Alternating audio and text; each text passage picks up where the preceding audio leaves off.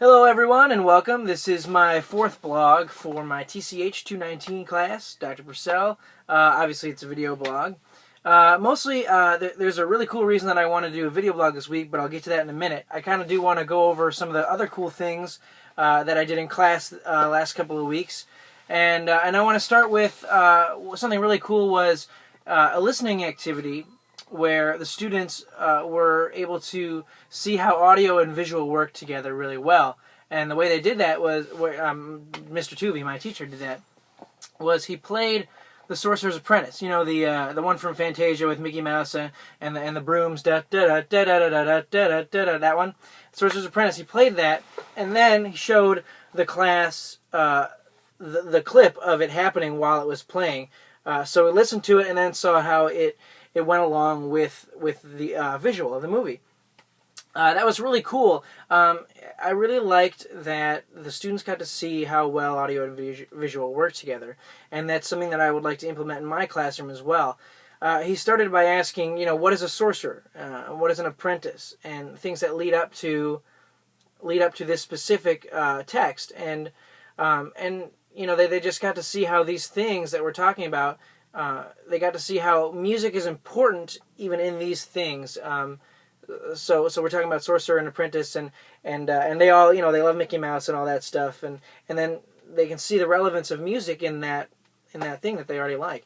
And I think that's awesome. I think that it's really great to take an existing like and passion of the students and show music's relevance in that. And I think that's cool of any topic, math, science, anything like that, is to take a passion of the students and really show the relevance there. Another thing we did was a rhythm activity where the students would get into groups of, I think usually about 4, I think it was only 4, groups of 4, and each of them would compose their own rhythm, about 8 bars, a 4/4 time, if that makes any sense to anyone. And so just a short little piece, they compose their own rhythm, and then everyone else in their group would do the same. And then what they would get to do is they get to pick out an instrument, like a tambourine or a shaker, or something like that, and they get to play it all together. Just a really cool composition thing for them to do, and shows them that they can collaborate together and compose music, especially when they don't really have that much background in it. And that's really cool to show them what they can do, even though they didn't know what they necessarily could do.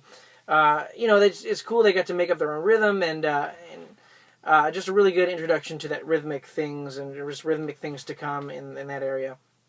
So that was cool. The last thing, well, actually, it was the first thing, but it was the coolest thing that we did the last couple of weeks, and it's the reason that I wanted to do a video blog, is that we got to make our own instruments. I mentioned this 2 weeks ago in my audio blog that we did this, or that we were going to do this, and now we have.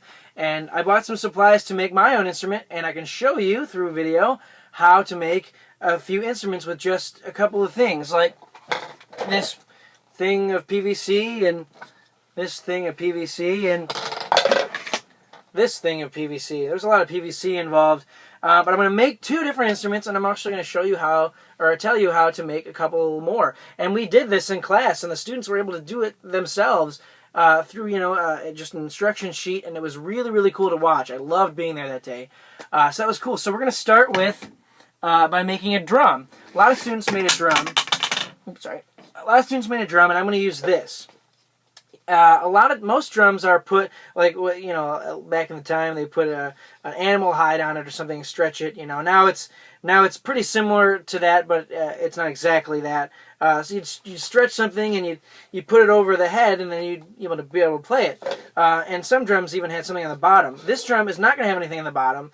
It is going to just be the top. And what they did in class was they used tape. That's it. That's all they did. They used tape. So I'm going to show you how to make a drum. What you do is you take the tape, first one goes over the top, nice and tight,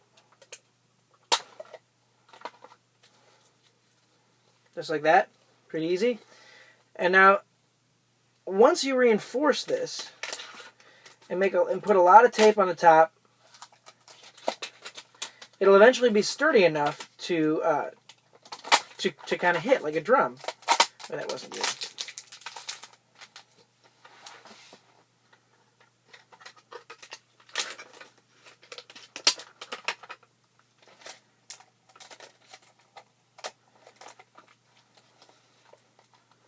We got 2 pieces already, and this is a small one.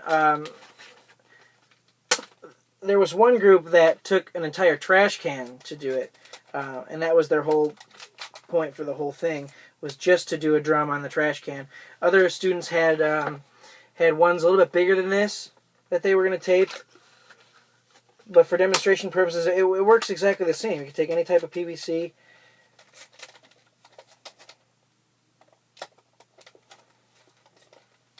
So right now there's 4 pieces of tape on there, but there's still a little hole. So what you want to do is you want to make sure that you cover up all the little holes, and if you want to put even more tape on that, that's fine. As much as you reinforce it, it's just going to be that much better of a sound. So right now I have all the holes covered up, and it sounds like this. It actually kind of sounds like a drum. I want to put one more piece of tape on there and reinforce it so that it doesn't break or anything like that.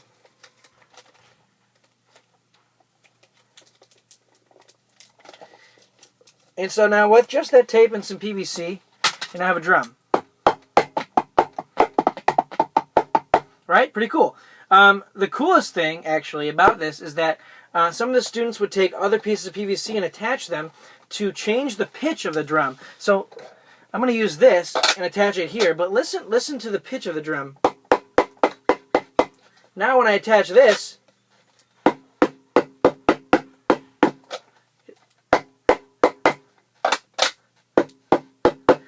it changes the pitch. It actually lowers it a couple of steps when you put this on, when you elongate the drum. Some students would go even further and put something like this kind of in there. This one doesn't fit, but if you put a piece of pipe, it changes even more. And because when it's this narrow, it actually makes it higher. So it works a little bit, but mostly.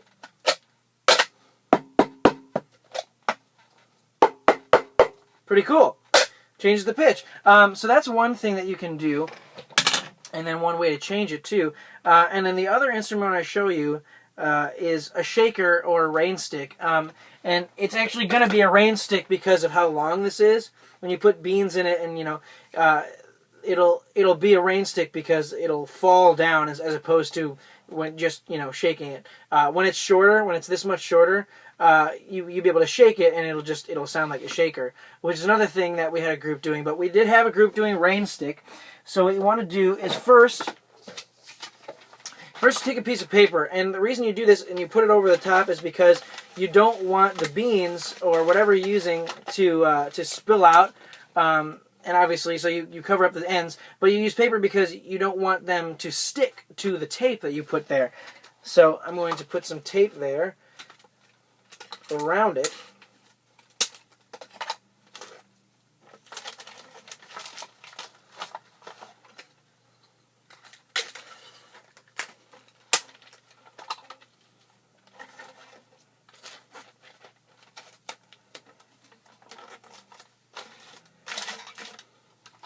And it shouldn't take much more than a couple of pieces, just to make sure that this stays and cover up the hole.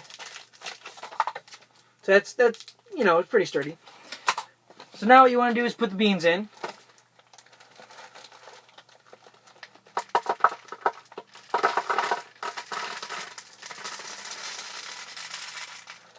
It doesn't really matter how much you put in, but the fewer that you put in, the longer it will make a sound. So that's why I didn't put a lot in there. But then all you have to do is the exact same thing to the other end.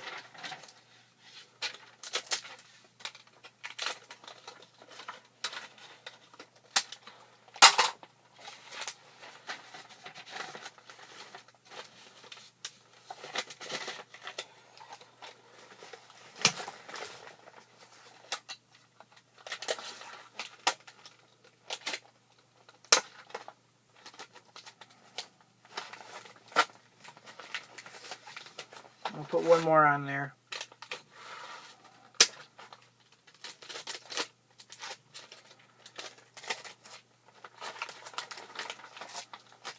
Like this. It's not too pretty, but it'll stay. So now what you have is a sound of the rain stick.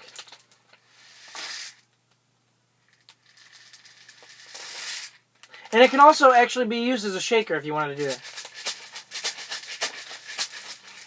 So then, the coolest part about this was that the students were also able to play them together. He said, Mr. Tuvey said, everyone play, and it gave them a certain rhythm, and it wasn't too difficult, but they all got to play it together. So then, you'd have the drums going and you'd have the shakers going.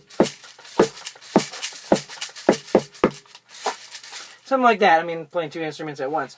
But I really, really enjoyed that part of the lesson. I thought it was just a great way to not only kind of compose when you're done making an instrument, but who gets to make their own instrument? I feel like that's a rare thing, and it really gets the kids excited about it. And I saw that, and I was a part of that, and it was just awesome. And that pretty much sums up the last couple of weeks in class. It's been awesome. Can't wait to go back. I'm going back tomorrow. And that's about it. It was lots of fun. So thanks for listening to my blog post number 4, and I'll see you in a couple of weeks.